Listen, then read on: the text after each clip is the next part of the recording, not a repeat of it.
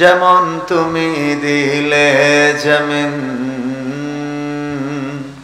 দিয়েছো আসমান, সুখের সমাজ গড়তে দিলে তেমনি কোরআন।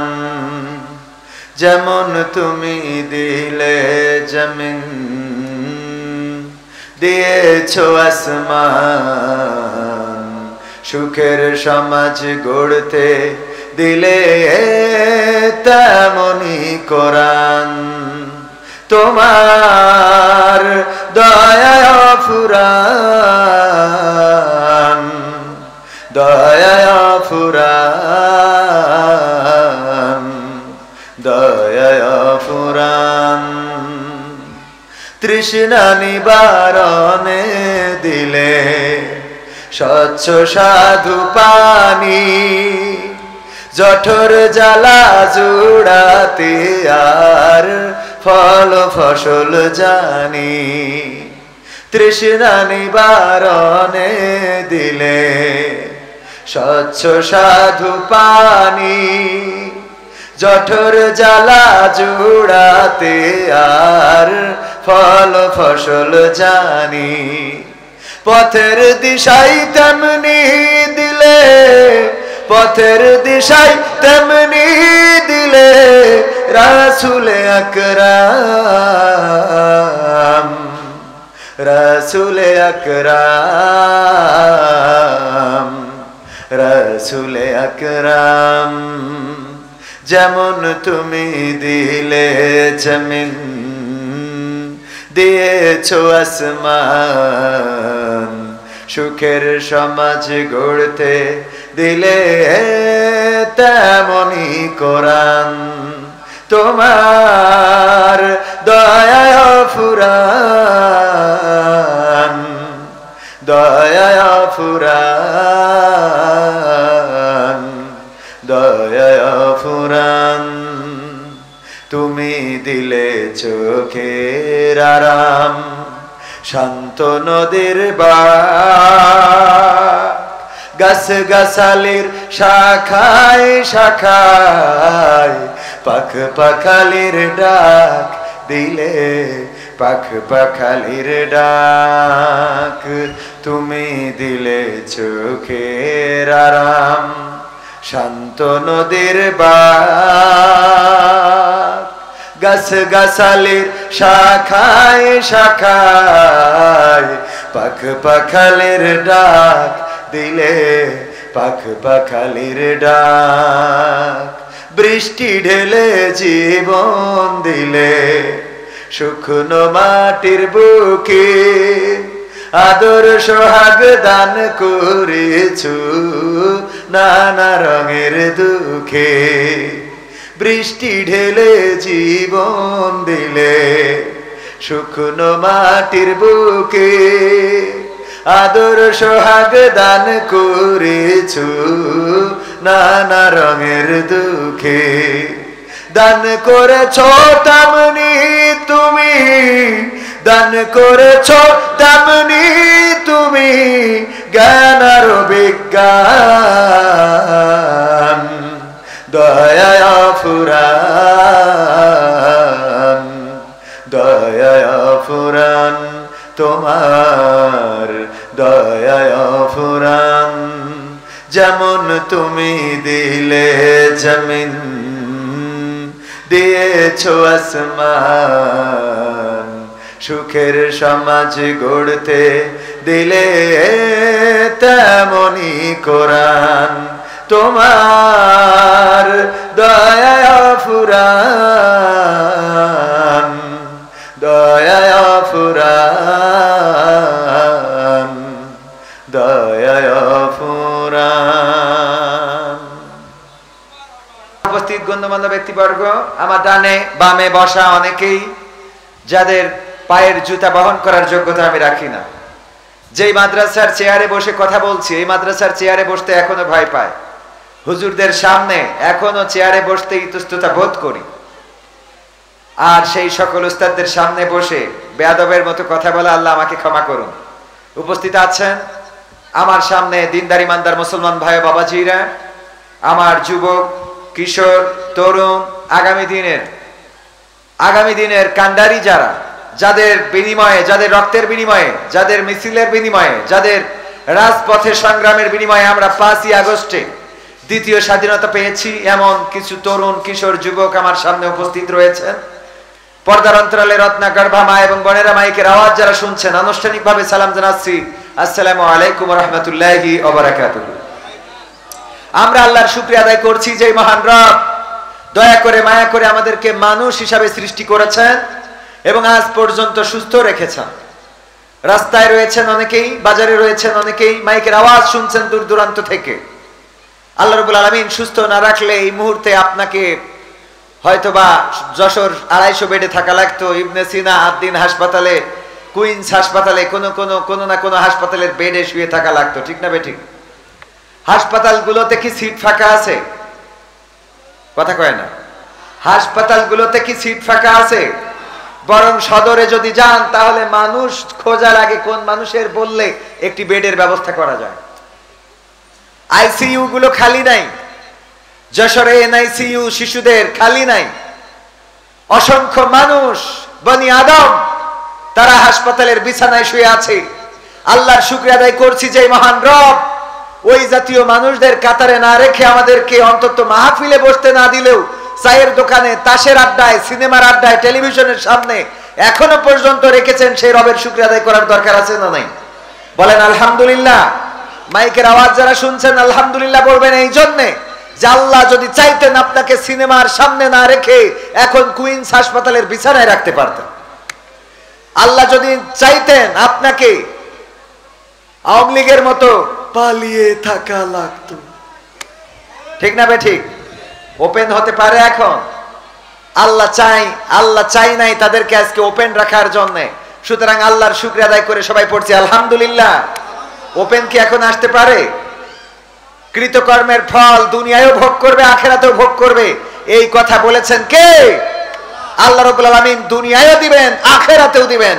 দুনিয়ায়ও আছে, আখিরাতেও আছে। সম্মানিত ভাইয়েরা, এই জন্য যে আল্লাহ আমাদেরকে অন্তত আজকে এই পরিবেশ, এই সুন্দর সমাজ, এই সুন্দর পরিবেশে বসার তৌফিক দান করেছেন, আবারও শুকরিয়া আদায় করে সবাই পড়ছি আলহামদুলিল্লাহ। আল্লাহর শুকরিয়া আদায় করলে নিয়ামত বাড়িয়ে দেন কে? আল্লাহর শুকরিয়া আদায় করলে আল্লাহ নিয়ামত বাড়িয়ে দেন। আর যারা আল্লাহর শুকরিয়া আদায় করতে কার্পণ্য করে আল্লাহ তাদেরকে নিশ্চিহ্ন করে দেন। আল্লাহর শুকরিয়া যারা আদায় করেনি, আল্লাহর কাছে যারা মাথা নত করেনি, ইতিহাস সাক্ষী এই দুনিয়ায় তারা লাঞ্ছিত, বঞ্চিত, অপমানিত, অপদস্থ হয়েছে। বলেন ঠিক না বেঠিক? জাকারিয়া আলাইহিস সালাম আল্লাহর কাছে সাহায্য না চেয়ে হঠাৎ করে সাহায্য চেয়েছিলেন গাছের কাছে। বললেন ওগো গাছ, আমাকে একটু হেফাজত করো। গাছকে বললেন গাছ বাঁচাও। আল্লাহ রাব্বুল আলামিন গাছের হুকুম দিলেন ফাঁকা হয়ে যাও, আমার জাকারিয়ার জন্য তোমার গাছটা, তোমার বক্ষটা বিদুদার করে দাও, তোমার বক্ষটা খুলে দাও। গাছ খুলে দিল, জাকারিয়া আলাইহিস সালাম ঢুকে গেল। তারপরে গাছটা আবার বন্ধ হয়ে গেল। কিন্তু আল্লাহ রাব্বুল আলামিন পরীক্ষা নেওয়ার জন্য যেটা করলেন, একটি কাপড়ের একটি অংশ বাইরে রেখে দিলেন। বলেন ঠিক না বেঠিক? জানেন না একটা অংশ দরজার ফাঁকে রেখে দিল। কয়েকদিন আগে আপনারা দেখলেন পত্রিকায়, আপনাদের চোখে পড়তে পারে, একজন টয়লেটের উপরে যে ছোট্ট রুম থাকে, ছোট্ট যে ঘরটা থাকে, তার মধ্যে পলাইছে। পুলিশ গিয়েছে ধরার জন্য, ওই ছোট্ট ঘরটার মধ্যে পলাইছে। কিন্তু হঠাৎ করে আসবে না ওই টাইমে বায় বাতাস এসেছে। দেখেছেন কিনা? তো ওর পরের থেকে ছেড়ে দেওয়ার কারণে পুলিশ বুঝতে পেরেছে এর পরের তে মাল একটা ছেড়েছে। দেখেছেন পত্রিকায় আপনারা যে একজন পলানোর কারণে পালিয়েছেন কিন্তু বায়ু ত্যাগ করে ধরা খেয়েছেন। পত্রিকার নিউজ একেবারে কমপ্লিট সত্য, এরকম না যে ফেক নিউজ। ওগো আমার ভাইরা, এই জন্য আল্লাহ যদি কাউকে লাঞ্ছিত করতে চান অথবা কাউকে যদি পরীক্ষা নিতে চান, কিছু ব্যবস্থা করে রাখেন। জাকারিয়া আলাইহিস সালাম যখন গাছের মধ্যে ঢুকে গেল, গাছ ফাঁকা হয়ে গেল, ঠিকই বন্ধ হয়ে গেল। আল্লাহ রাব্বুল আলামিন গাছের মধ্যে তাকে বাঁচিয়ে রাখলেন, কিন্তু কাপড়ের একটা অংশ বাইরে রেখে দিলেন। যখন কাফেরেরা খুঁজতে গেল, খুঁজতে বলল কোথায় লুকিয়ে গেল। বলল পালাতে তো পারবে না, এখান থেকে কোথায় নিশ্চিহ্ন হবে খুঁজে দেখো, খুঁজে দেখো। শয়তান দেখিয়ে দিল, এই যে দেখো গাছের মধ্যে সে পালিয়েছে, লুঙ্গির বা কাপড়ের অংশ একটু বের হয়ে আছে। ওরা বুঝে ফেললো এই গাছের মধ্যে জাকারিয়া পালিয়েছে। জাকারিয়া আলাইহিস সালামকে শাস্তি দেওয়ার জন্য করাত নিয়ে আসলো এবং করাত দিয়ে চিরা শুরু করে দিল। গাছটা যখন চিরতে লাগলো, করাত মাথার পরে পৌঁছে গেল। যখন মাথায় লাগলো, চিৎকার করতে যাবে, আল্লাহ রাব্বুল আলামিন জানিয়ে দিলেন, ওগো জাকারিয়া, তুমি আমার কাছে সাহায্য না চেয়ে সাহায্য চেয়েছিলে গাছের কাছে। আমি গাছকে হুকুম করেছিলাম তোমার জন্য উদার হয়ে যেতে, তোমার জন্য দরজাটা করে দিতে। কিন্তু জাকারিয়া, তোমার ভুলটা হলো, তুমি নবী হয়ে আমি আল্লাহর কাছে সাহায্য চাও নাই, চেয়েছো গাছের কাছে। এই অপরাধের কারণে এখন করাত দিয়ে তোমারে চিরবে, আর এই করাত দিয়ে চিরে দ্বিখণ্ডিত করবে। তোমার শাস্তি হলো একটা বারের জন্য উহ করতে পারবা না। যদি উহ শব্দটা করো, তোমার গোটা জিন্দেগির আমল বরবাদ হয়ে যাবে, তোমার জন্য জাহান্নামটা ওয়াজিব হয়ে যাবে। সাহায্য চেয়েছিলেন কার কাছে? কথা কয় না। গাছের কাছে সাহায্য চাওয়ার কারণে আমার আল্লাহ রাব্বুল আলামিন নবীকে পর্যন্ত ছাড়েন নাই, ক্ষমা করেন নাই। করাতের চিরা খাওয়া লেগেছে। ওগো আমার ভাইরা, আর আমার দেশের সাবেক নেত্রী জননেত্রী ইসলামের জন্য অনেক উপকার করেছে। যখন বিপদে পড়ে গেল, আল্লাহরে রেখে সাহায্য চেয়েছে কার কাছে? দাদার কাছে। কার কাছে? দাদার কাছে সাহায্য চেয়েছে। দাদার কাছে সাহায্য চাওয়ার কারণে দাদার দেশে গিয়েছে। কিন্তু বাংলাদেশ বাবার দেশে আর আসা হবে? কত কয় না আসা হবে? হ্যাঁ, আসতে পারবে যদি এই বাংলাদেশে যারা শাসন ক্ষমতা গ্রহণ করবে তারা যদি তার চেয়ে জালিম হয়ে যায়, তাইলে আসতে পারে না? পারে না। কারণ ক্ষমতার মালিক কে? আল্লাহ। কাউকে ক্ষমতা দেন, আবার আল্লাহ কারো থেকে ক্ষমতা কেড়ে নেন। আল্লাহ যাকে চান তাকে সম্মানিত করেন।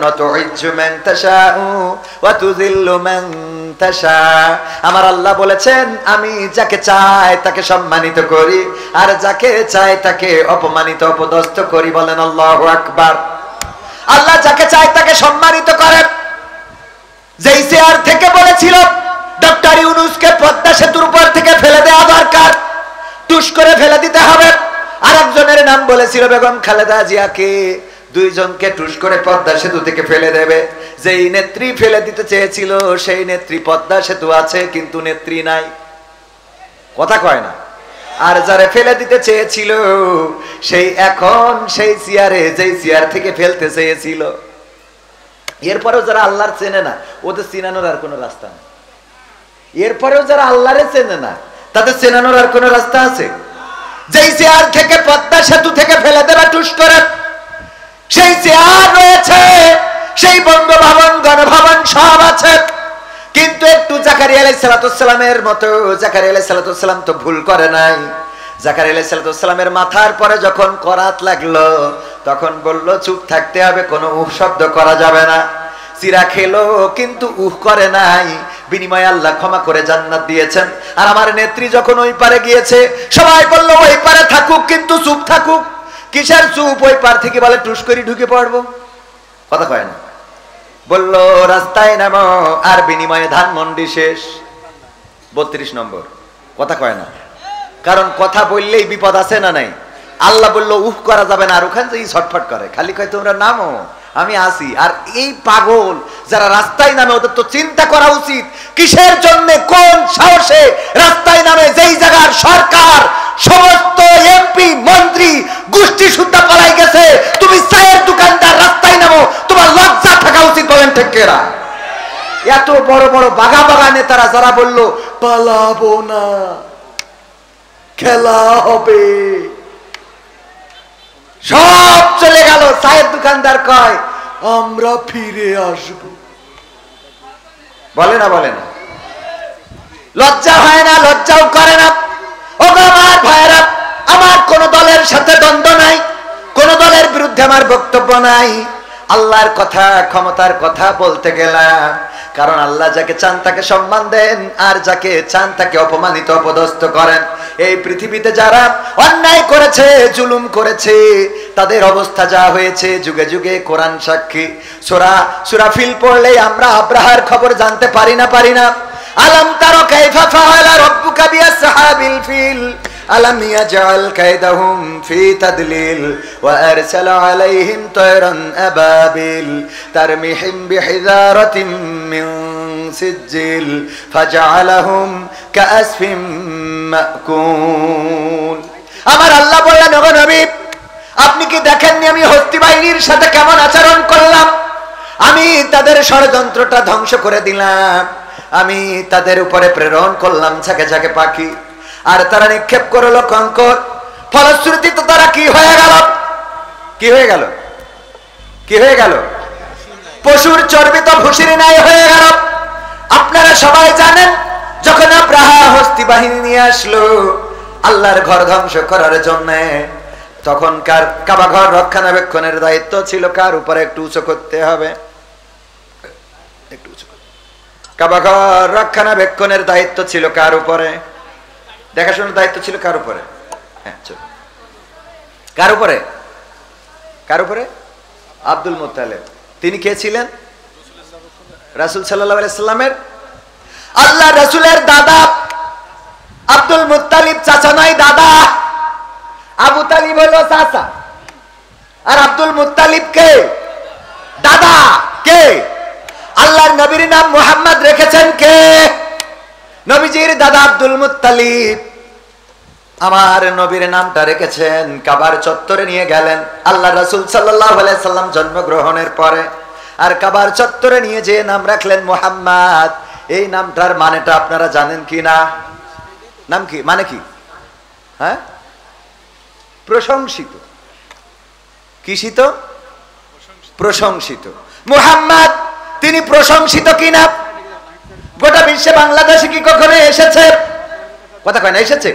কিন্তু বাংলাদেশের মানুষ তার জন্য জীবন দিতে রাজি আছে না নাই? আমরা এখানেও রাসূলের বয়ান করি। রাসূল প্রশংসিত হয়েছেন, আল্লাহ রাব্বুল আলামিন তাকে প্রশংসিত করেছেন। ওগো আমার ভাইয়েরা, মুহাম্মদ সাল্লাল্লাহু আলাইহি সাল্লামের জন্মের 50 কোন বর্ণনায় এসেছে 60 দিন পূর্বে, কোন বর্ণনায় 50, কোন বর্ণনায় 60 দিন পূর্বে আব্রাহা এসেছিল আল্লাহর ঘর ধ্বংস করার জন্য। আল্লাহ রাব্বুল আলামিন এই ঘরটা রক্ষণাবেক্ষণ করবেন, কিন্তু আল্লাহ রাব্বুল আলামিন সেই সময় তেমন আল্লাহর কোনো বাহিনী ছিল না, সেই সময় তেমন কোনো বান্দা ছিল না এই কাবা ঘর দেখাশোনা রক্ষণাবেক্ষণ করে টিকিয়ে রাখবেন আব্রাহার বাইরে। আব্রাহা আসলো ধ্বংস করার জন্য। আব্দুল মুত্তালিবের উটের খবর শুনে ধরে নিয়ে গেল। আব্দুল মুত্তালিব চলে গেলেন আব্রাহার কাছে, যেয়ে বললেন, আব্রাহা, তোমার সৈন্য বাহিনী আমার উট ধরে নিয়ে এসেছে, উটগুলো ছেড়ে দাও। আব্রাহা বলল, গো আব্দুল মুত্তালিব, উটগুলো ছেড়ে দিচ্ছি, অসুবিধা নাই, কিন্তু আমার দুঃখ হলো আমি শুনেছি এই কাবা দেখাশোনার দায়িত্ব তোমার, চাবিটা আছে তোমার কাছে, রক্ষণাবেক্ষণ করো, তুমি ঝাড়ু দাও। তুমি তো কাবার ব্যাপারে কোনো কথা বললে না, তুমি তোমার উটগুলো চাইলে, কারণটা কি?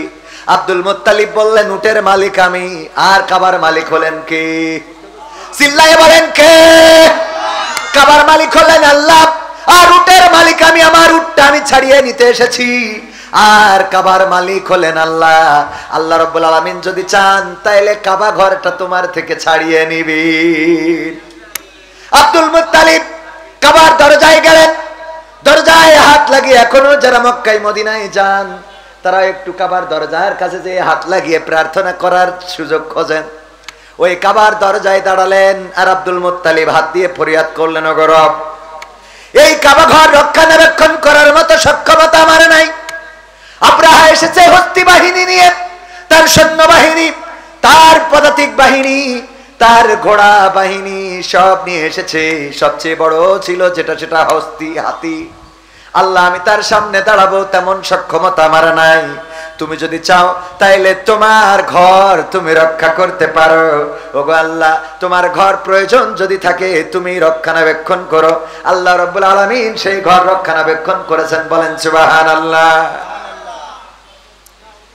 এই জন্য আল্লাহর ক্ষমতার অস্তিত্ব আগে আপনাদের জানতে হবে, আমাদের জানতে হবে। আল্লাহ কি পারেন বর্তমান দুনিয়ায়। 41 সাল পর্যন্ত থাকতে চেয়েছিল শেখ হাসিনা সরকার, আলেমদেরকে ধরেছে, মেরেছে, নির্যাতন করেছে। এমন কোন ভালো মানুষ নাই যার নামে মামলা নাই, ঠিক না বেটে? একবার আমাদের এক হুজুর বললেন, আমি চা খাওয়ার জন্য, আমাদের বলল, কিছু লোক বলল চলেন আলহাজের চায়ের দোকান থেকে চা খেয়ে আসি। আমি গেলাম, যাওয়ার পরে চায়ের দোকানদারের দেখে বুঝলাম যে এই লোক তো আলহাজ হইতে পারে না। আলহাজ তো হবে হযরত মাওলানা আব্দুল মজিদ আল আজাদ সাহেব। চেহারা সুন্দর, টাকাও আছে, পয়সাও আছে, যশোরে থাকে, উনার টাকা আছে, উনি আলহাজ হবে। চায়ের দোকানদার কি করে আলহাজ হয়? চেহারাও ভালো না, ঠোঁটের অবস্থা খারাপ। এরকম আছে না? বক্তা যে জিজ্ঞাসা করলেন, আলহাজ এটা কি তোমার দোকান? হ্যাঁ। তুমি কি করে আলহাজ হইলা? হজ করেছো কত সালে? কয় হুজুর বিয়াদবি, মাফ করবেন, আমি আলহাজ না, হজ করি নাই, হজ করার মতো টাকা নাই। তাইলে তোমার এই দোকানের নাম আলহাজ হইল কেমনে যে আলহাজের চায়ের দোকান? চায়ের দোকানদার কয় হুজুর আল্লাহর কসম করে বলি আমি আলহাজ না, তবে আমি একটা কথা বলতে পারি, আমি হলাম জেল হজ। কি হজ? কি করে জেল হজ? হুজুর আমি ফ্যান্সি ডিলের ব্যবসা করতাম, গাঞ্জার ব্যবসা করতাম। কিসের ব্যবসা? গাঁজার ব্যবসা, ফ্যান্সি ডিলের ব্যবসা, ইয়াবার ব্যবসা, এইসব ব্যবসা করতাম। 2 নম্বরে আমারে পুলিশ ধরলো, জেলখানায় দিল। জেলে এসে দেখি ওরে আল্লাহ, আমি ছাড়া আর ভালো মানুষ একটাও নেই। সব দাড়িওয়ালা, টুপিওয়ালা, পাঞ্জাবিওয়ালা, জুব্বাওয়ালা, মাওলানা মুফতি, জামাতের আমির, বিএনপির নেতা, কথা কয় না, সব জেলখানায়, শুধু আমি একমাত্র ভালো মানুষ, বাকি সব অপরাধী। জিজ্ঞেস করি আমার মামলা তো একটা, আর যার জিজ্ঞেস করি কয় 32টা, 36টা, 72টা, 73টা। এত বড় বড় পাপী। আমি এটা দেখার পরে চিন্তা করলাম, আহারে আল্লাহ তুমি আমারে হেদায়েত দিবা বুঝতে পারি না, এত কায়দা করে তুমি হেদায়েত দিয়ে দিলে। যে এই জেলখানায় এত বড় আলেমেরা আসে, আমি আল্লাহ ওয়াদা করলাম এই জেলখানা থেকে বের হওয়ার পরে আমি আর গাঞ্জার ব্যবসা, ডাইলের ব্যবসা করব না। আমি জেল থেকে মুক্তি পাওয়ার পরে এই জন্য চায়ের দোকান খুলে বসেছি। আমার যত কাস্টমার ছিল ওরা উপহাস করে আমারে বলে আমার আলহাজ বলে ডাকে। আসলে হুজুর আমি আলহাজ না, আমি হলাম জেল হজ। কথা কি বোঝা গেছে? এই অবস্থা ছিল না? ছিল না। ধরলেন, মারলেন, পিটালেন, জেলখানায় ভরলেন, মামলা দিলেন, হামলা করলেন। এই মানুষগুলো আজকে স্বাধীনভাবে ঘুরে বেড়ায়। এই মানুষগুলো আজকে আপনার আমার সামনে, চোখের সামনে ঘুরে বেড়ায়। আর যেই মানুষগুলো দরবেশের ভণ্ড ভণ্ড লাগে, শুনছি কত নেতা নেত্রী খাইতেছে ভাই ডান্ডা, বিচারপতি কালামানিকের ফাটিয়েছে আন্ডা। পলকের ঝলক গেল, পলকের ঝলক গেল থামিয়ে নেটের চাকা, তাদের সারা দেশটা এখন লাগে ফাঁকা ফাঁকা, ওদের সারা দেশটা এখন লাগে ফাঁকা ফাঁকা। কই গেল সেই সংসদেতে মমতাজের গান, কোথায় গেল হযরত বলা শামীম ওসমান? কই গেল সেই সংসদেতে মমতাজের গান, কোথায় গেল হযরত বলা শামীম ওসমান? ইনু মেনন দীপুমনি আছে কারাগারে, বাপ করিলেও পাপ কখনো ছাড়ে কি আর তারে? কোথায় গেল স্পিকারের, কোথায় গেল স্পিকারের দৃষ্টি আঁকা বাঁকা, তাদের সারা দেশটা এখন লাগে ফাঁকা ফাঁকা, ওদের সারা দেশটা এখন লাগে ফাঁকা ফাঁকা। কোথায় গেল আরাফাত আর ব্যারিস্টার সুমন, কথা বলার সময় তারা করেনি ওজন? মুরগি কবির খাইছে ধরা, জাফর কোথায় আছে? গোপনে কি সেও গেল মোদি দাদুর কাছে?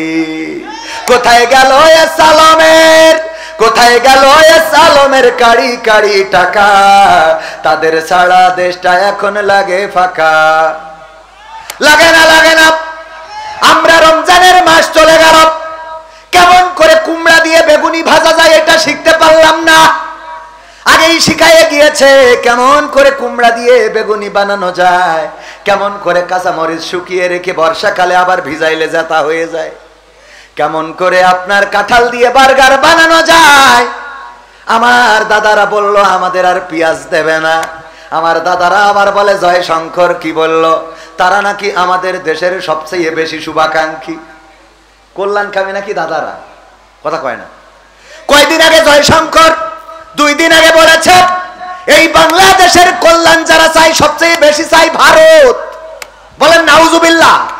ওরাই আমাদের এত কল্যাণ চাই যে বর্ডারে গেলেই আমাদের দেশের মানুষগুলোকে পাখির মতো গুলি করে হত্যা করে। বলেন ঠিক না বেঠিক? আমাদের দেশের মানুষগুলোকে পাখির মতো গুলি করে শুধু হত্যা করে না, তারা এতটাই গুলি চালায় যে এই যে কয়েকদিন আগে কোন বর্ডারে যেন দেখলাম ওরা আমাদের দেশের নাগরিক মনে করে গুলি করেছে, পরে লুঙ্গি খুলে দেখে কাটা। কি কাটা? কাটা মানে নিজেদেরটা নিজে মেরে দিয়েছে। কারণ এত মারা মারে রে যে কোনটা নিজের কোনটা পরের বুঝতে পারে না। আমাদের এত শুভাকাঙ্ক্ষী যে আমাদের দেশের উন্নয়নে যার এত ভূমিকা, পদ্মা সেতু, মেট্রো রেল, যেই নেত্রী বানাই দিল এক্সপ্রেসওয়ে, এলিভেটেড হয়ে, তারপরে যে টানেল বানালো, রাস্তা পাকা করে দিল, ঘরে ঘরে চাকরি দিল, 10 টাকা চাউল খাওয়ালো, কুমড়ো দিয়ে বেগুনি বানানো শিখালো, আমাদেরকে পেঁয়াজ ছাড়া রান্না শিখালো, বার্গার বানানো শিখালো কাঁঠাল দিয়ে, গোশতের অভাব পূরণ করা কাঁঠাল দিয়ে শিখাই দিল। এত উন্নয়ন উন্নয়ন উন্নয়ন, সেই নেত্রীরে ওরা নিয়ে যেয়ে আমাদের তেজ মারিয়ে দেশ। কথা কয় না? এটা কি ওরা যদি আমাদের শুভাকাঙ্ক্ষী হইতো তাহলে এত উন্নয়ন যে করিতেছে তার কি ওই দেশে নিয়ে যাইতো? আবার আমার ডক্টর ইউনূস বলল আমাদের ওইটা লাগবে, তাও দিতে চাই না। কথা কয় না? ডক্টর ইউনূস বলল তোরা সব বন্ধ করে দিছিস, অসুবিধা নাই, আমাদের ভিসা দিস না, অসুবিধা নাই। ভিসা বন্ধ করে দিলি, এম্বাসি গুলো বন্ধ হয়ে গেল, অসুবিধা নাই। আমাদের বর্ডার বন্ধ করে দিলি, অসুবিধা নাই। পেঁয়াজ বন্ধ করলি, অসুবিধা নাই। বললি গরু দেব না, অসুবিধা নাই। বললি আলু দেব না, মোদির আলু আমাদের দরকার নাই। তোরা বললি ট্রানজিট শিপমেন্ট দেব না, বন্ধ করে দিলি। আমাদের ট্রাকের ফ্রান্সে যাবে যেই মালামালগুলো, সেইগুলো আবার ফেরত আনা লাগলো, সব বন্ধ করে দিলা রে। কিন্তু আমাদের দেশের উন্নয়নে যার ভূমিকা, সেই নেত্রী আমাকে লাগবে, সালাম তা দিবি না কেন? কথা কয় না? আমি কি রাজনীতির কথা বলছি? ওয়াইদা কুরিয়াল কুরআনু ফাসতামিউ লাহু ওয়া আনসিতু লাআল্লাকুম তুরহামুন। আল্লাহু আকবার, জোরে বলা যাবে না? আল্লাহর নাম নিতে যাদের কার্পণ্য বোধ হয়, মৃত্যুর পরে প্রথম যেই শব্দটা উচ্চারণ করা লাগবে সেই শব্দটা শেখ হাসিনা নয়, বঙ্গবন্ধু নয়, জিয়াউর রহমান নয়, খালেদা জিয়া নয়, ডক্টর শফিকুর রহমান নয়, ডক্টর ইউনূস নয়। সেই নামটা কি? বলবে মান রব্বুকা, তোমার রবকে। ওই দিন যদি বলেন আমার রব জাতির পিতা বঙ্গবন্ধু শেখ মুজিবুর রহমান হবে নাকি? জিয়াউর রহমান হবে নাকি? ডক্টর শফিকুর রহমান হবে নাকি? জামাতের নেতার নাম বললে ছেড়ে দেবে না? ছাড়বে না। সরমানের পীর সাহেবের নাম বললে ছেড়ে দেবে না? দেবে না। ওই দিন যেই নামটা বলা লাগবে সেইটা কার নাম? চিল্লাইয়ে বলেন কার নাম? আল্লাহ বলেন ফাযকুরুনি আযকুরকুম ওয়াশকুরুলি ওয়ালা তাকফুরুন। যখন তোমরা যদি আমাকে স্মরণ করো, আমিও তোমাদেরকে স্মরণ করব। আর আমার নিয়ামত খেয়ে তোমরা অকৃতজ্ঞ হইও না। কিন্তু আমরা মানুষ এতটাই অকৃতজ্ঞ যে আল্লাহ আমাদের হাত দিলেন, পা দিলেন, চোখ দিলেন, কথা বলার শক্তি দিলেন, যে আল্লাহ আমাদের কান দিলেন শোনার জন্য, চোখ দিলেন দেখার জন্য, হাত দিলেন ধরার জন্য, পা দিলেন চলার জন্য। আল্লাহ রাব্বুল আলামিন আমাদের স্ত্রী দিলেন সুখের জন্য, সন্তান দিলেন প্রশান্তির জন্য, আমাদের গাছে গাছে পাখি দিলেন চোখের শান্তির জন্য, নদীর পানি দিলেন আমাদের আত্মার প্রশান্তির জন্য, গাছে গাছে ফল দিলেন। এই খেজুর গাছগুলোর রসগুলো খান। যখন খেজুর গাছের মাথা কাটেন কেমন সুস্বাদু রসটা বের হয়ে আসে, কেমন মেশিন আল্লাহ করে দিলেন। ওই ভুই যেখানে আপনি এই যে ইরি ধানের ক্ষেতের কাছে খেজুর গাছ, ওখানেই দাঁড়ানো নারকেল গাছ, ওখানেই দাঁড়ানো কলা গাছ, ওখানেই দাঁড়ানো তাল গাছ, বেল গাছ, ওখানেই দাঁড়ানো লিচু গাছ। আল্লাহ রাব্বুল আলামিন দেখেন শুধুমাত্র পানি শোষণ করে, আর খেজুর গাছের মধ্যে কি এমন দিয়ে দিলেন, কপাল দিয়ে যখন ওই পানিটা বের করে, ভাড় কি ভাড়, ওইটা মিষ্টি রস হয়ে আপনার জন্য আপনার রিজিক হয়ে চলে আসে। ওইটা জ্বালাইলে আবার গুড় হয়, তারপরে পাটালি হয়। সবাই জোরে জোরে বলেন সুবহানাল্লাহ। চিন্তা কি করেছেন কখনো? এই পানিটা চুষে নিল আপনার মশালার পানি, আপনার ডিপটি বয়েলের পানি, খেজুরের রই শিকড় দিয়ে চলে গেল, গাছের মধ্য দিয়ে বের হইল, আর সেটা রস হয়ে গেল, জ্বালাইলে আবার গুড় হয়, পাটালি হয়। আমার আল্লাহ কত সুন্দর করে আপনার জন্য এমন রিজিকের ব্যবস্থা করলেন। যখন পৃথিবীর কোথাও পানি নাই, এক ফোঁটা পানির জন্য হাহাকার, তখন আপনি নারকেল গাছ থেকে 2টা ডাব পারলেন। কোন রব কত সুন্দর করে সুস্বাদু পানির ব্যবস্থা করে রেখেছেন। নারকেলের ডাবটা কাটলেন, ফিনকি দিয়ে পানিটা বের হয়ে গেল, তারপরে ঢকঢক করে মেরে দিলেন আর বললেন নারকেল গাছটা আল্লাহর শুকরিয়া আদায় না করে বলেন নারকেলের ডাবটা খুব ভালো ছিল। একটা বার যারা আলহামদুলিল্লাহ বলে না, এদের মতো অকৃতজ্ঞ মানুষ হইতে পারে? আপনি না চাইতে স্ত্রী আপনার একটা বিবি দিয়েছে আল্লাহ রাব্বুল আলামিন, যেই বউয়ের কাছে আপনি আত্মিক প্রশান্তি খুঁজে পান। না চাইতে আল্লাহ সন্তান দিল, যেই সন্তান বাবা বলে ডাকলে আপনার কলিজাটা জুড়িয়ে যায়। কথা কয় না? যার সন্তান নাই সেই বোঝে সন্তান না থাকার কত যন্ত্রণা। যার কলিজার টুকরা সন্তান নাই সেই বোঝে সন্তান না থাকার কত জ্বালা। একটু বাবা ডাক শোনার জন্য কত পীর, কত ডাক্তার, কত ফকির, কত পরহেজগারের কাছে যায়, কত তাবিজ দেয়। আমার ওয়াহেদ হুজুরের কাছে আসা, হুজুর গো দেখেন কোন কেউ বন্ধ করে রেখেছে কিনা, আমার তো এতটা বছর বিয়ে হয়ে গেল সন্তান হয় না। যে আল্লাহ না চাইতে আপনার সন্তান দিল, আপনাকে বাবা বাবা বাবা বলে ডাক দেয়, আপনার স্ত্রীকে মা মা বলে ডাক দেয়, আপনার মাকে দাদি দাদি বলে ডাক দেয়, আপনার বাবাকে দাদা দাদা বলে ডাক দেয়। এত সুন্দর সন্তান আল্লাহ না চাইতে দিল, সেই আল্লাহর শুকরিয়া আদায় করে না। বন্ধুরে বলে দোস্ত একখান লাঠি পয়দা করেছি, মিষ্টি খাতি আসিস। কি পয়দা করিস? আবার নতুন করে এখন যদি জিজ্ঞাসা করা হয় দোস্ত বিয়ে করেছো কিনা, কয় 3 বছর হলো। আগের সময় যদি জিজ্ঞাসা করা হতো ভাই বিয়ে করেছেন কত বছর, 5 বছর, সন্তান আদি আছে নাকি, কয় আল্লাহর মাল 2টা দিয়েছ। আল্লাহর মাল কথা কয় না, বলতো না আল্লাহর মাল 2টা দিয়েছে। আর এখন যদি জিজ্ঞাসা করেন দোস্ত বিয়ে করেছো নাকি, কয় করেছি। কয় বছর? 3 বছর। বাচ্চা কাচ্চা হয়েছে নাকি, কয় এখনো নিইনি। ওই এখনো নিইনি। আগে আল্লাহ দিত আর এখন ও নেই, এখনো নিইনি। কেন? কয় আমার স্ত্রী বলছে আরো কদিন ফিতরিং মেরে নি, আরো কয়েকদিন আমরা একটু এনজয় করি, তারপরে আমাদের আলোচনা হয়েছে বিয়ের 5 বছর পরে সন্তান নেবো, ও নেবে। ও আর যদি কারোর হয়, যদি জিজ্ঞাসা করেন কয়টা, 2টা, আর চিন্তা আছে, আর এখন বলে না যে আল্লাহ কি আর দেবে নাকি, এইটা বলে না, কয় আর চিন্তা আছে নাকি, মানে ও চিন্তা করলে হবে। কথা কয় না। আসলে কি ও চিন্তায় সন্তান হয়? ও চিন্তায় সন্তান হয় না। তাই যদি হতো তাইলে নিঃসন্তানী যারা আছে তারা কত আল্লাহরে ডাকে, কত চিৎকার চেঁচামেচি করে, কত ফকির, কত আউলিয়ার কাছে যায়, কত ডাক্তারের কাছে। আমার আল্লাহ কোরআনে বলে দিয়েছে, নগবান দ্বারা শুনে নাও, আমি যাকে চাই তাকে সন্তান দান করি, যাকে চাই তাকে কন্যা সন্তান দিই, যাকে চাই তাকে ছেলে সন্তান দিই, যাকে চাই তাকে ছেলেও দিই মেয়েও দিই। আর আমি আল্লাহ যাকে চাই তাকে কোনো সন্তানই দিই না। বারবার সন্তান হয়, মেয়ে হয়, এমন অনেক মানুষ আছে না নাই? মেয়ে হওয়ার কারণে স্ত্রীর পরে নির্যাতন করে। ও বাবা বেগম সাহেব, এবার যদি তোমার মেয়ে হয় তাইলে আমার নিকে কেউ ঠেকাতে পারবে না, আছে না নাই? ও নিকে করবে। বারবার কেন মেয়ে হয়, বারবার কেন মেয়ে হয়?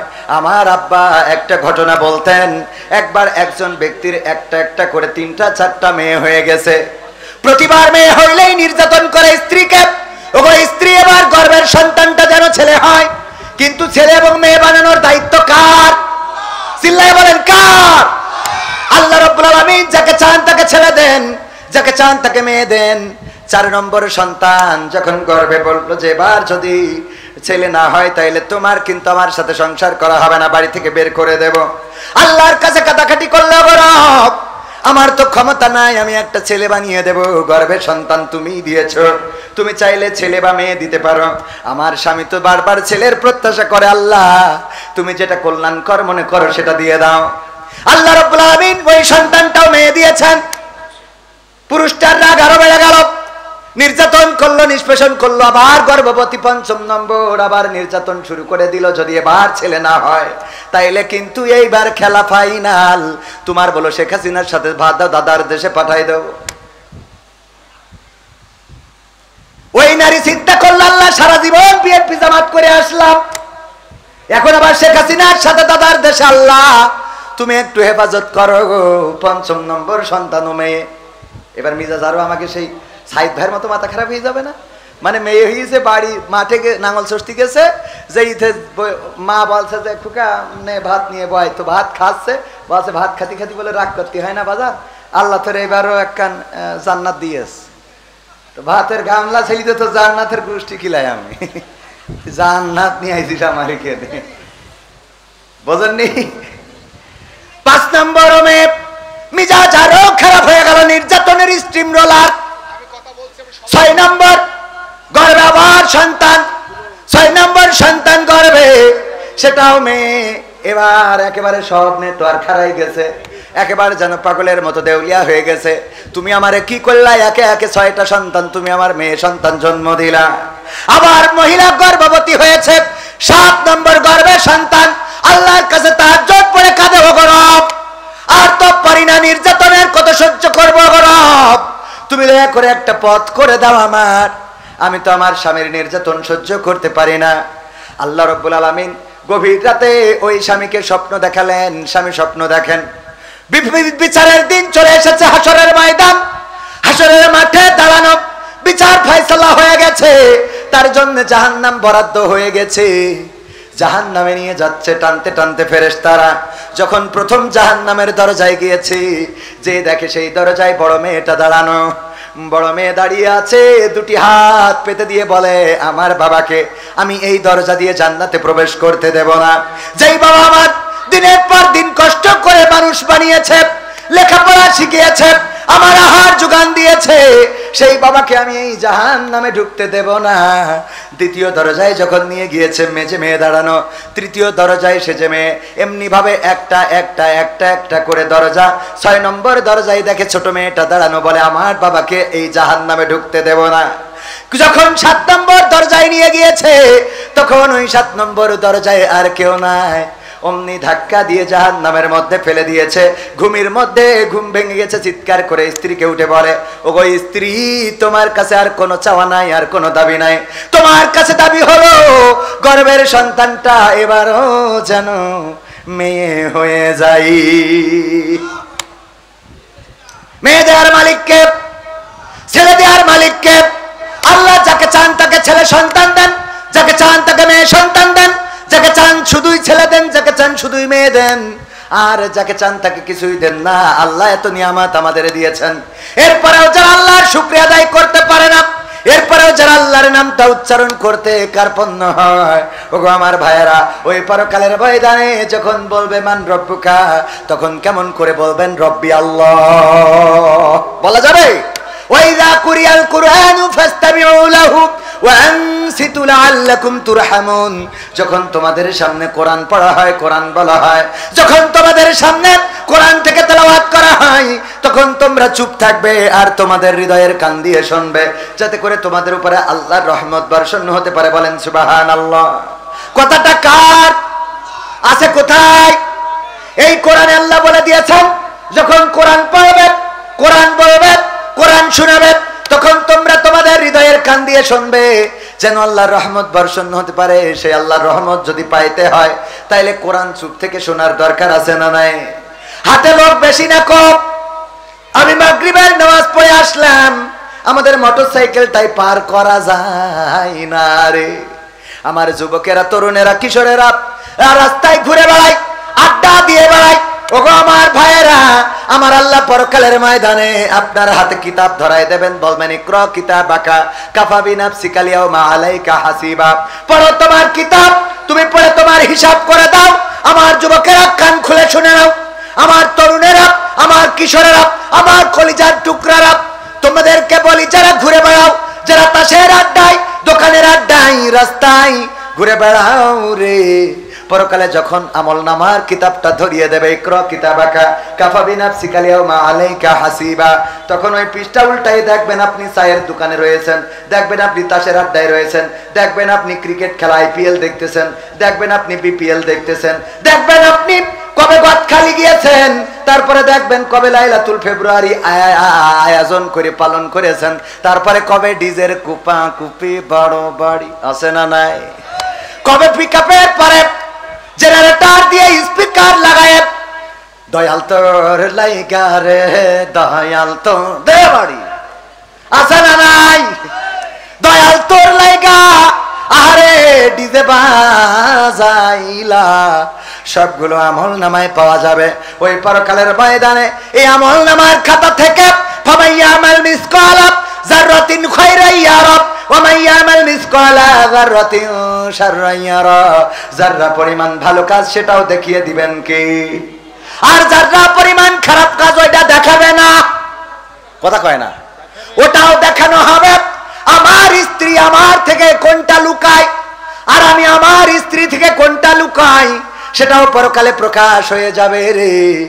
আমার স্ত্রী অনেক কিছু আছে আমার থেকে লুকানোর চেষ্টা করে, মনে করে এইটা যদি না জানে রে তাইলে ভালো হবে, কিন্তু দেখা গেল আমি জেনে যাই। এরপরেও লুকানো আছে না নাই?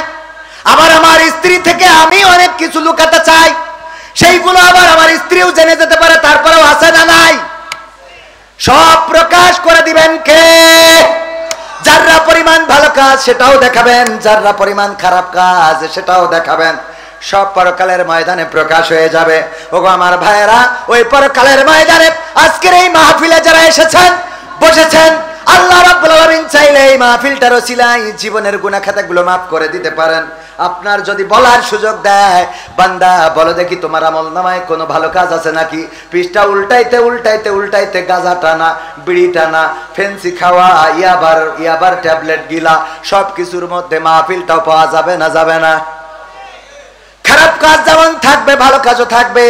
যদি আল্লাহ সুযোগ দেয়, বান্দা পাইছো নাকি, পৃষ্ঠাটা উল্টায় বলবেন আল্লাহ 12 এপ্রিল 2025 সাল, দেখো এই সালে আমি পাল্লা মুকাবতলা দাখিল মাদ্রাসায় বসেছিলাম কোরআন শোনার জন্য। ও আল্লাহ যদি চাও, তোমার ওই নবী বলেছে এটা রিয়াজুল জান্নাত, যে জান্নাতের বাগানে বসে আমি তোমার বাণীগুলো শুনেছি। আল্লাহ এই ওসিলায় জীবনের গুনাহ খাতা মাফ করে দিতে পারো। আমার আল্লাহর এত দয়া এত মায়া রে, এই মাহফিলের ওসিলায় গোটা জীবন জিন্দেগির গুনাহ ক্ষমা করে দিতে পারি। আল্লাহর এই ক্ষমতা আছে না নাই? আল্লাহর নবী বলছেন, বুখারী শরীফের বর্ণনা, বিশ্ব নবী বলছেন, ওগো সাহাবীরা শুনে নাও, বনি ইসরাইলদের একজন তার সন্তানদেরকে ওসিয়াত করলো, সন্তানেরা আমি মারা যাওয়ার পরে আমার লাশটা পুড়াবো, তারপরে ছাই বানাবো, তারপরে বিকট ঝড়ের দিনে উড়াইয়া দিবা। আল্লাহর নবী বলেন, ওগো আমার সাহাবীরা শুনে নাও, লোকটি মারা যাওয়ার পরে তার সন্তান ওই লাশটারে পুড়াইলো, ছাই বানাইলো, তারপরে উড়াইয়া দিল। এখন আল্লাহর বানাতে পারল না। ও পারে? হ্যাঁ, কি আল্লাহ বানাইতে পারে না? পারে না। আল্লাহ রাব্বুল আলামিন বললেন কুন, হও, ফায়াকুন, হয়ে গেল। আল্লাযী খালাকাল মাউতা ওয়াল হায়াতা লিয়াবলুয়াকুম আইয়ুকুম আহসানু আমালা ওয়া হুয়াল আজিজুল গফুর। আমার আল্লাহ সূরা মুলকের 2 নম্বর আয়াতে বললেন, তিনি সৃষ্টি করেছেন মৃত্যু এবং তিনি সৃষ্টি করেছেন জীবন, আর মাঝখানে একটা হায়াত দিয়ে দিয়েছেন, সময় দিয়েছেন, একটু দেখতে চাই আমলের প্রতিযোগিতায় কে এগিয়ে থাকেন। আর আমার আল্লাহ হলেন পরম পরাক্রমশালী এবং ক্ষমাশীল। আল্লাহ পরাক্রমশালী মানে ধরবে, পাকড়াও করবে, আবার ক্ষমাও করবে। এই এখতিয়ার আছে কার? আল্লাহর ধরার ক্ষমতাও আছে, ছাড়ার ক্ষমতাও। নমরুদ বলল আমি তো আল্লাহ। ইব্রাহিম বলল কি করে আল্লাহ হও? কয় তুমি যে আল্লাহর কথা বলো সে আল্লাহর ক্ষমতা কি? কয় আল্লাহর ক্ষমতা হলো তিনি মারেন আবার তিনি বাঁচান, চাইলে মারতেও পারেন বাঁচাতেও পারেন। কথা কয় না, ঠিক না বে ঠিক? বলল তিনি তো এমন রব যিনি চাইলে মারতেও পারেন বাঁচাতেও পারেন। নমরুদ বাদশা 2 জন কয়েদি ধরে নিয়ে আয়, জেলখানা থেকে 2 জন নিয়ে আসলো, একটারে কুরাস দিয়ে দিল, আর একজনের বেকুসুর খালাস। মানে তখন তো কুরাস ছিল না, কুপানেরটা মেরে দিলে মাথাতে পড়ে থাকলো। বলল দেখো আমারও একই ক্ষমতা, তোমার আল্লাহ মারতেও পারে বাঁচাতেও পারে, আমিও পারি। এই যে একটা মেরে দিলাম আর একটা ছেড়ে দিলাম। কথা কয়। ইব্রাহিম আলাইহিস সালাম আল্লাহ যার শিক্ষা দিয়েছেন তিনি সুন্দর করে বললেন, ওগো নমরুদ যদি তাই হয়, তোমার কথা যদি সত্য হয়, আমার আল্লাহ পূর্ব দিগন্তে সূর্যটা উঠায় পশ্চিমে অস্তমিত করেন। তোমার যদি পাওয়ার থাকে, ক্ষমতা থাকে, তাইলে সূর্যটা পশ্চিম দিগন্তে উদিত করে পূর্ব দিগন্তে অস্তমিত করে দেখাও। আছে ক্ষমতা? আছে। মেট্রো রেল বানাতে পারবা, মানুষকে ফাঁসির কাস্টে ঝুলাতে পারবা, ক্রস ফায়ার দিতে পারবা, মামলা দিতে পারবা, হামলা করতে পারবা, কিন্তু একটা মানুষ আবার নতুন করে জীবন্ত করতে পারবা না। নিজের হায়াত শেষ হয়ে গেলে নিজের হায়াতটা আর বাড়াইতে পারবা? কথা কয় না, বাড়ানো যাবে? নিজের চেয়ারটাও ধরে রাখার ক্ষমতা কি আছে? না, নাই।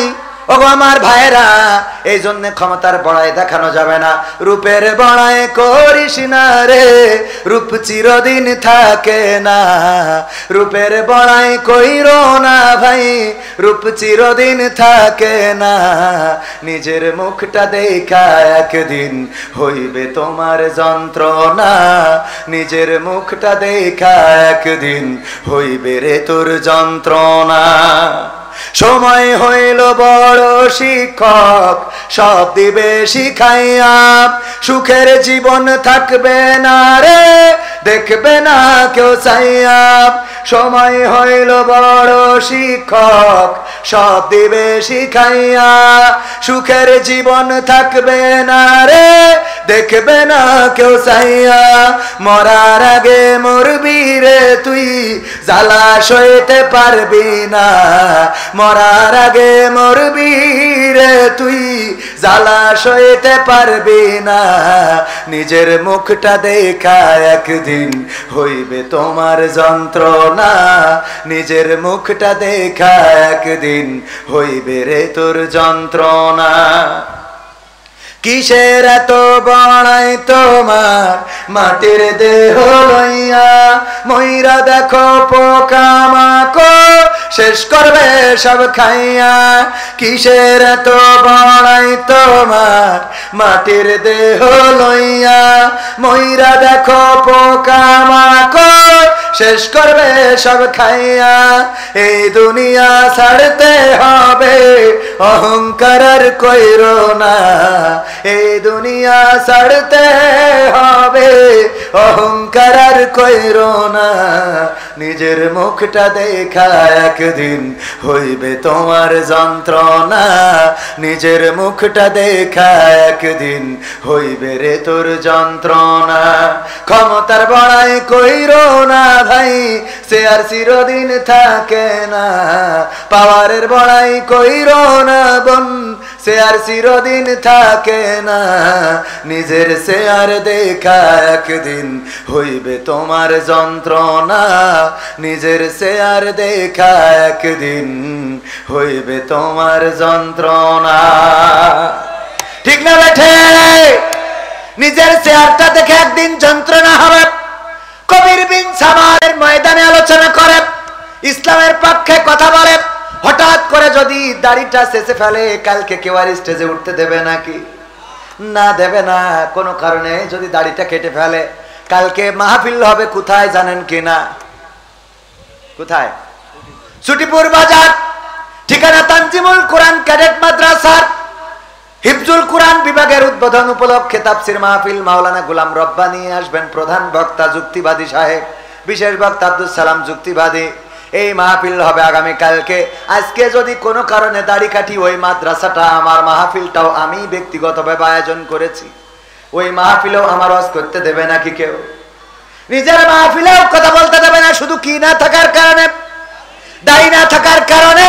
এবার ওই স্টেজটা দেখে, মঞ্চটা দেখে, চেয়ারটা দেখে কষ্ট হইতে পারে না, পারে না।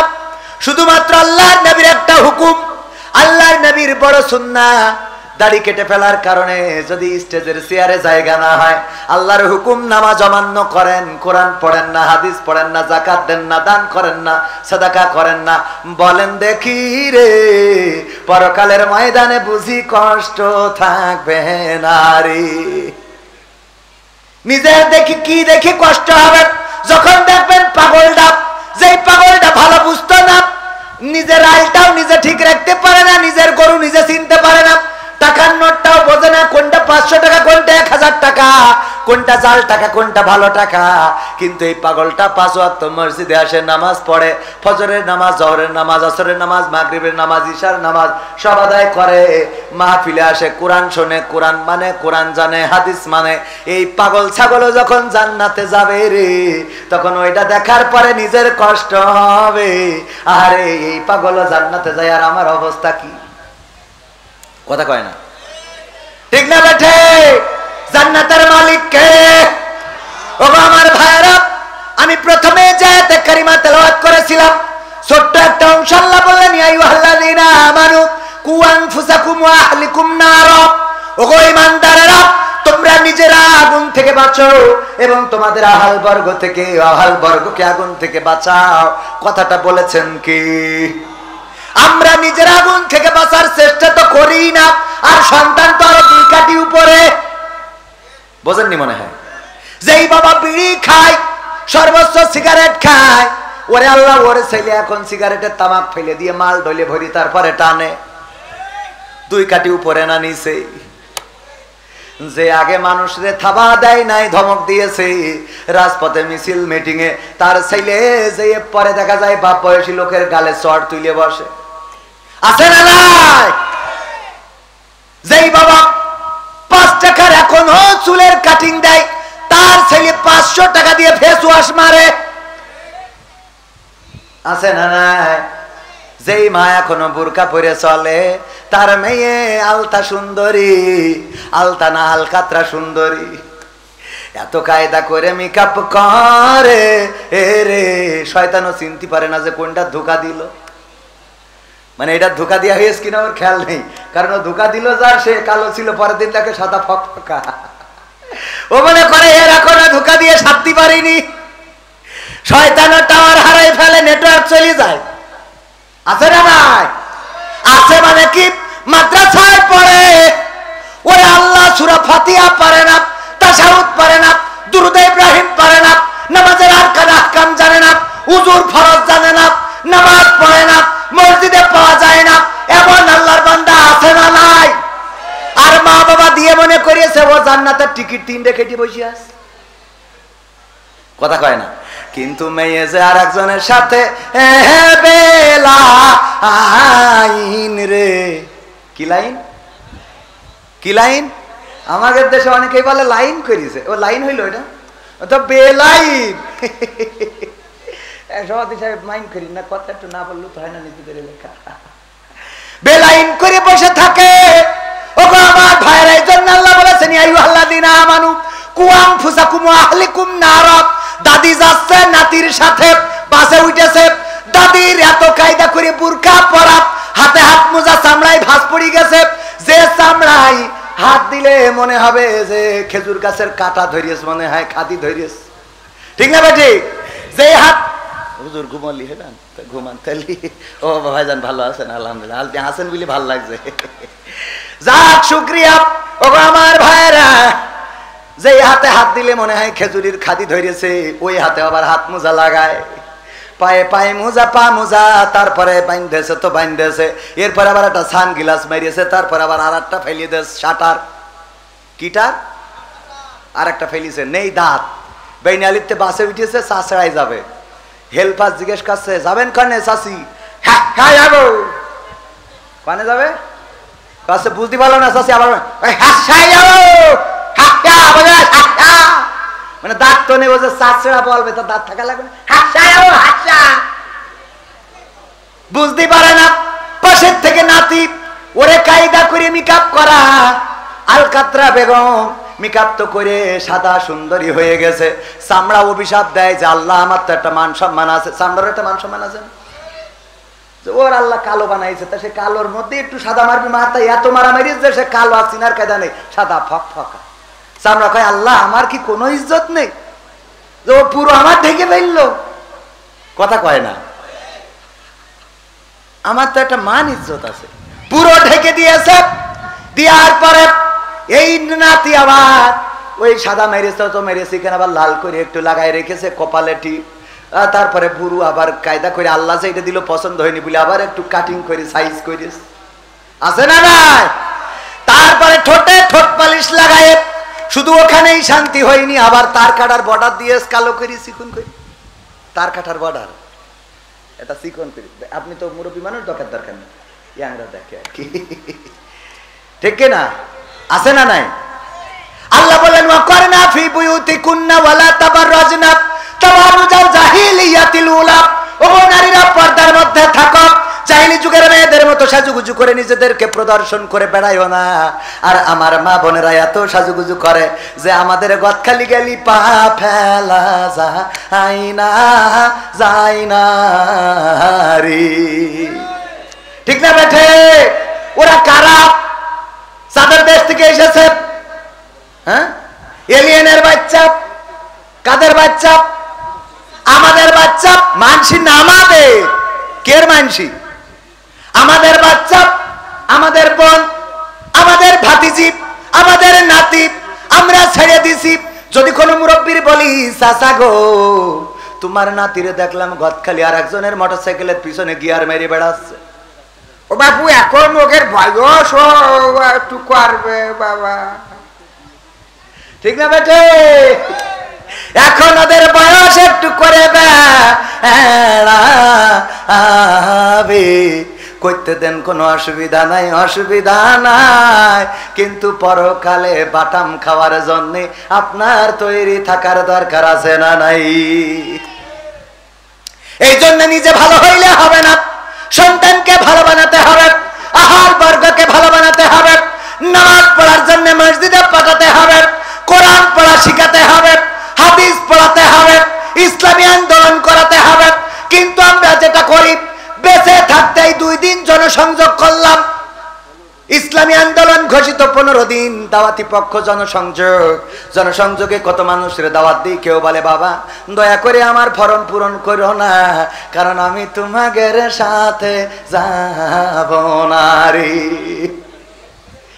এই কথা বলে দুঃখ নাই, কিন্তু যখন মরে তখন যেন বলে না ও গো ইমাম তুমি শোনা তোমার জানাজা চলবে না রে, বলে তখন বলে কবির বিন সামাদ হুজুর,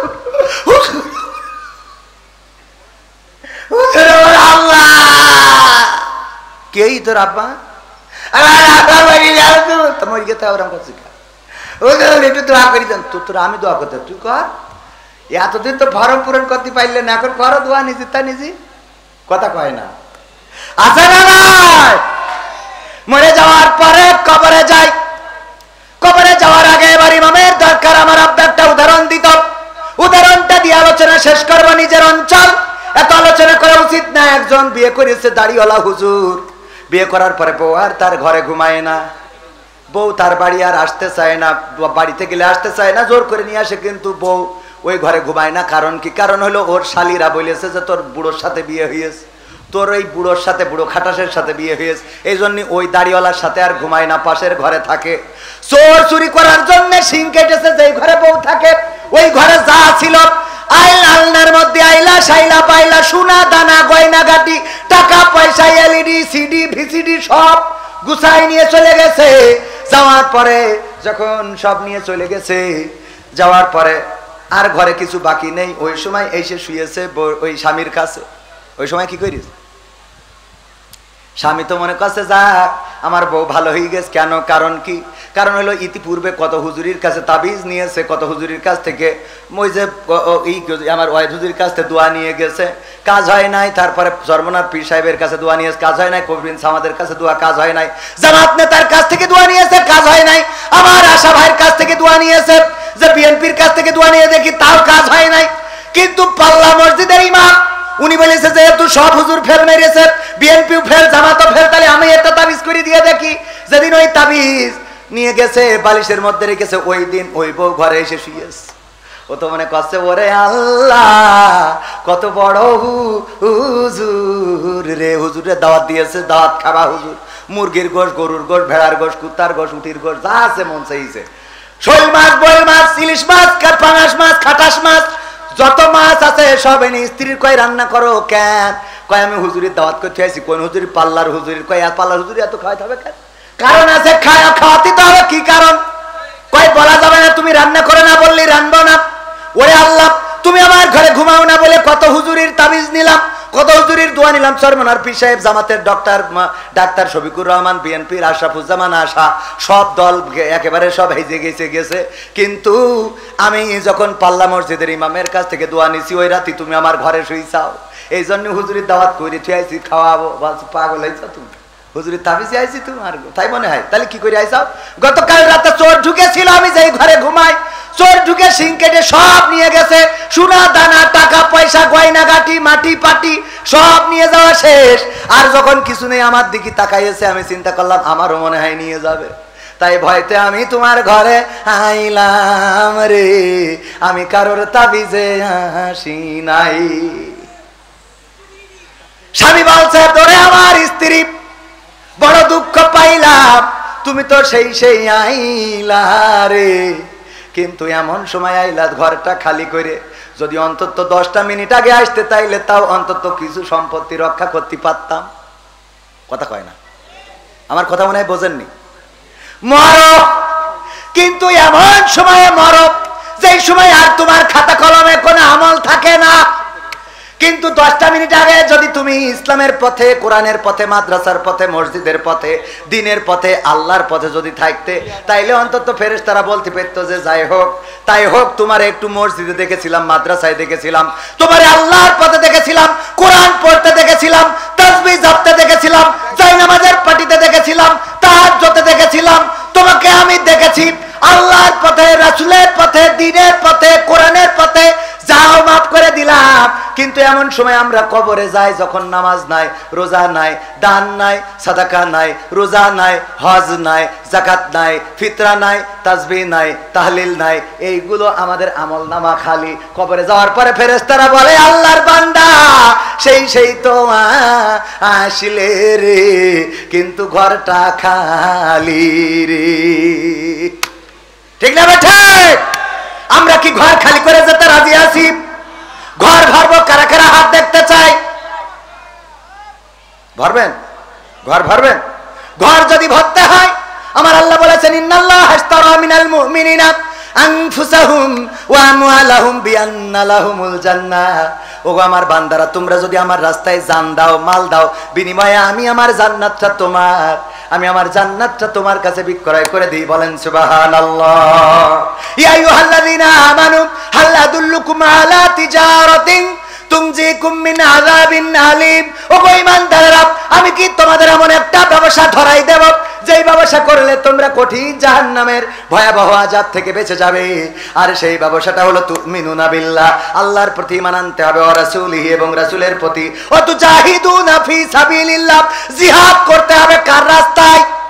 ফি সাবিলিল্লাহ, কার রাস্তায়? আল্লাহর রাস্তায় জিহাদ করতে হবে। বিআমওয়ালিকুম, মাল দিয়ে, ওয়া আনফুসিকুম, জাল দিয়ে, কি দিয়ে? মাল দিয়ে। আর কি দিয়ে? সে আল্লাহর পথে জানমাল দিতে রাজি আছি না নাই? যদি রাজি থাকেন, এই মাদ্রাসায় কোন সরকারি বিল্ডিং নাই, 16-17টা বছর নেতা ছিল কত, কিন্তু নেতারা একটা বিল্ডিং এনে দিতে পারে নাই, বরং চাকরিতে নিয়োগ দিয়ে নে তারা গেল নি রে। ওগো আমার ভাইরা, এই যে মাদ্রাসা দেখেন কত কষ্ট করে আমাদের আব্দুল মজিদ সাহেব, উনি একটা বিল্ডিং দিছিল নিচেই কোন রকম, আর উপরে কিন্তু আমাদের টাকাতে করতে হয়েছে ভিক্ষে টিক্ষে করিয়ে, ঠিক না বেটি? আর এটাও ভিক্ষে করা, ওই বিদেশ থেকে নিয়ে এসে দিল, তাই না? হ্যাঁ, বিদেশ থেকে এনে দিল। তো এখন এই বিল্ডিংটা ওরকম ফাঁকা পড়ে থাকবে, এটা কি ভাল লাগবে? অনেকেই বলতে পারেন গরমকালে ঠিক আছে, তা শীতকালে তো ভাল লাগবে না। এই জন্য শীতকালের জন্য ওই বিল্ডিংটার কিছু ইটের দরকার, কিছু মাটির দরকার, কিছু বালির দরকার, কিছু সিমেন্টের দরকার। এই জিনিসগুলো আপনাদের কাছে একটু হাত বাড়াতে চাই। আমি এই মাদ্রাসার ছাত্র, আপনাদের কাছে একটু দুটি হাত প্রসারিত করে দিচ্ছি। বলেন দেখি, এই বিল্ডিং এর জন্য, এই মাদ্রাসার জন্য একটু বড় অঙ্কের দান করবেন। 10,000, 20,000, 50,000, 5,000 আপনারা যারা দিবেন, পরকালের ময়দানে মারা যাওয়ার পরে কবরে যখন যাবেন, তখন বলবে কিছু তো ছিল না, অন্তত মাদ্রাসায় 10,000 টাকা দিছিলি, ক্ষমা করে দিলাম। কথা কয় না? আল্লাহর এখতিয়ার আছে না নাই? বলেন 10,000 টাকা দেওয়ার মতো, 5,000 টাকা দেওয়ার মতো কোন আল্লাহর বান্দা আছেন? আমি এই মাদ্রাসার ছাত্র, আমার উস্তাদদের নিয়ে দোয়া করে দেব। আল্লাহ রাব্বুল আলামিন চাইলে আপনার মনের নেক মাকসাদ পুরা করে দিবেন, অসুস্থ থাকলে সুস্থতা দান করে দিবেন, অভাব থাকলে দূর করে দিবেন। ও আমার ভাইরা, আপনাদের কাছে 10 ব্যাগ মাটি, 10 ব্যাগ সিমেন্ট, 1টি ইট, 1000 ইট, 2000 ইট একটু প্রত্যাশা করি, নগদ টাকা, বাকি টাকা যে যা পারেন আল্লাহর নবীর ঘরের জন্য। কে কি দেবেন ভাইরা আমার? কাছে অনুনয় করি, বিনয় করি রে, একটু তাড়াতাড়ি করে। মাশাআল্লাহ, নারায়ে তাকবীর, লিল্লাহি তাকবীর। আমার সভাপতি অতিথি সাহেব মাওলানা আব্দুল মজিদ সাহেব কয় আল্লাহু আকবার, জিন্দাবাদ জিন্দাবাদ। ওই না কোন জয় বাংলা কোন, মানে 16-17 বছর কিছু না বলি মানে মুখ দিয়ে বেরোচ্ছে। আপনাদের থেকে তো উরা ভালো যে কিছু বলতে দিনে তাও রাজপথে হঠাৎ করে পতাকা নিয়ে বেরোয় জয় বাংলা।